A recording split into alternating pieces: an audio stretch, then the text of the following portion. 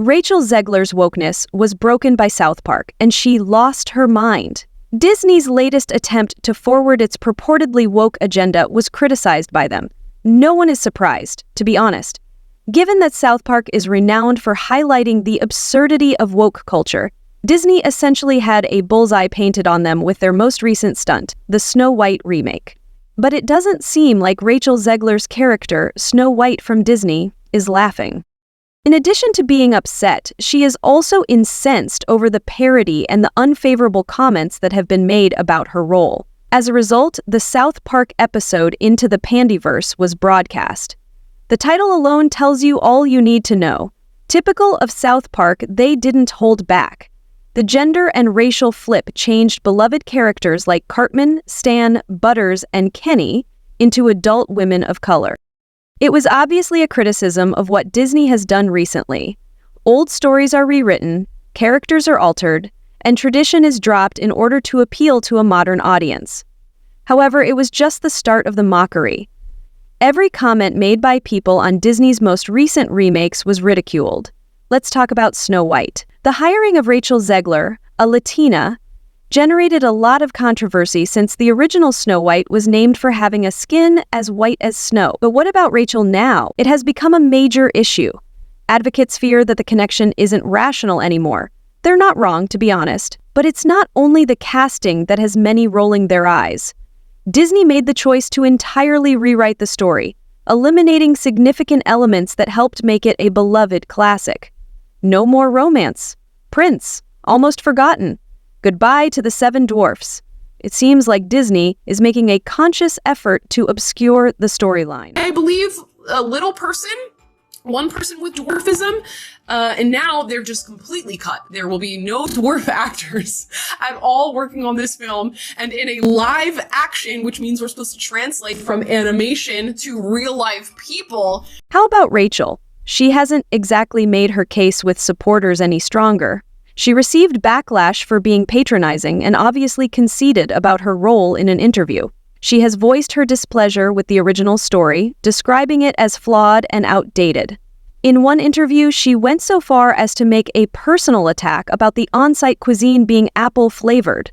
Rachel, is that truly what we're focusing on? It seems sense that fans are furious. They feel she is disrespecting a classic fairy tale by promoting this new version that doesn't seem like Snow White at all. Things get much messier at this point. Rachel's comment on the prince surprised a lot of people. She said, "It's not about the love story at all," suggesting that romance is no longer a part of the plot. She also joked that all of his scenes may be cut out. Whether she was being serious or not, the tone didn't sit well with anyone. Fans are angry not only about the changes, but also at the way those changes are framed, as if the original story was faulty or poor. And we haven't even spoken about the Seven Dwarfs. Instead of making little changes, Disney completely changed the concept. The original narrative was built around Snow White's relationships with these people. But now it's all gone. This illustrates once again how willing Disney is to change their masterpieces and how unpopular they are with the general population. Instead of destroying the memory of a generational picture, shouldn't the goal of its remake be to honor it? Those values that we all loved growing up that are sadly being forgotten in this new adaptation. I also don't know who was more excited, this guy or me, because the way he was bouncing in that video was absolutely insane. But somebody said, who's playing Snow White, Ben or Brett? I can't even tell. Never heard that joke before. That's really clever. Disney has faced criticism for similar changes in the past. For instance, there was a lot of backlash over Hailey Bailey's choice to play Ariel in The Little Mermaid. Still, a lot of the film's distinctive charm was retained. Many have criticized the casting of Little Mermaid despite the fact that the narrative stayed true to its original roots. This is problematically not the case with Snow White. Because of the many notable changes, they feel Disney is not creating anything authentic, but rather serving a certain goal. Additionally, when you include in Rachel's tone-deaf interviews, supporters find the situation much more unbearable. South Park, of course, exploited all of this. Their ability to capture the absurdity of society has always been strong, and this Pandaverse episode is no exception. By changing the gender and race of their own well-known characters, they took the comedy to a new level and showed how ridiculous certain decisions can be when taken too far. In addition, South Park doesn't care who they infuriate. This is not the first time this has happened to a corporation, and it won't be the last. Although South Park has always been about Disney, the latest Pandaverse episode appears to have been scripted with a particular critique of the studio's current direction in mind. Although it makes fun of a number of businesses for appealing to woke customers, it is clear that Disney, and particularly the Snow White remake, was the primary focus. Disney's recent redoubled efforts on these actors and storyline alterations were not going to be excused by South Park, after all. So what is the main lesson to be learned from that episode? Changing a character's gender or ethnicity in an existing story isn't genuine diversity, especially if it doesn't promote wokeness. What comes to mind when you hear this? Do you mean Snow White? Even though South Park was never about analyzing cultural or ethnic roots, Disney kind of pushed them to denounce what they were doing to Snow White in the spirit of diversity, equality, and inclusion. That's the real issue for a lot of supporters. It's not about inclusiveness, but about authenticity. Or, in this case, the lack of it. Additionally, Rachel Zegler's engagement hasn't exactly been advantageous. Fans are devastated by her contempt for the original storyline. Her interviews seem less like fervor for a cherished figure and more like disdain for what Snow White was. Her advocacy for eliminating the love story, disregarding the prince, and turning Snow White into a warrior archetype is a recipe for alienating almost everyone who grew up loving the original. White. How they're going to sum that up and fix it, I have no idea.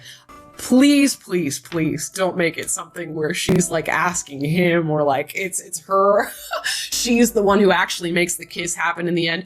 I don't know. This explains why South Park's satire is so deep. By highlighting such shifts in their Pandaverse episode, they show the viewer the emptiness that arises when studios prioritize weak modifications above genuine story. It seems that Rachel was cast as Snow White more as a marketing gimmick to get diversity points than as a creative choice. Furthermore, rather from being a success, it turned into a PR nightmare, with Rachel herself being disappointed. They are not, however, unfamiliar with South Park's spoof of Disney.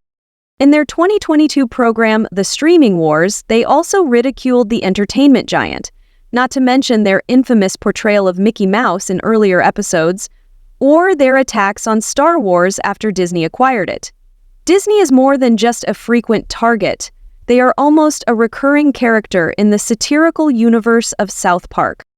Disney is clearly unhappy with the trolling in South Park.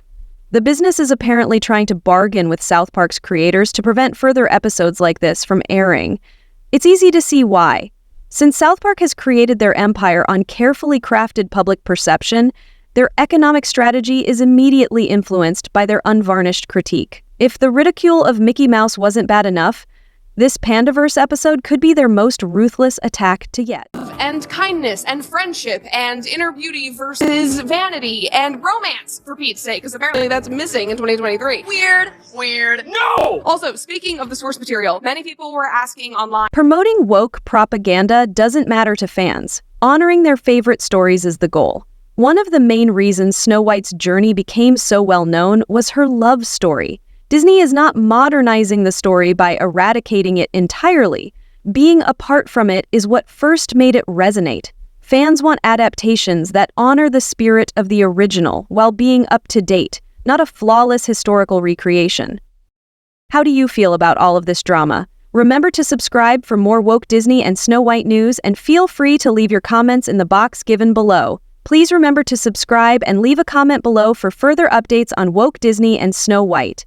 Until the next one, see ya.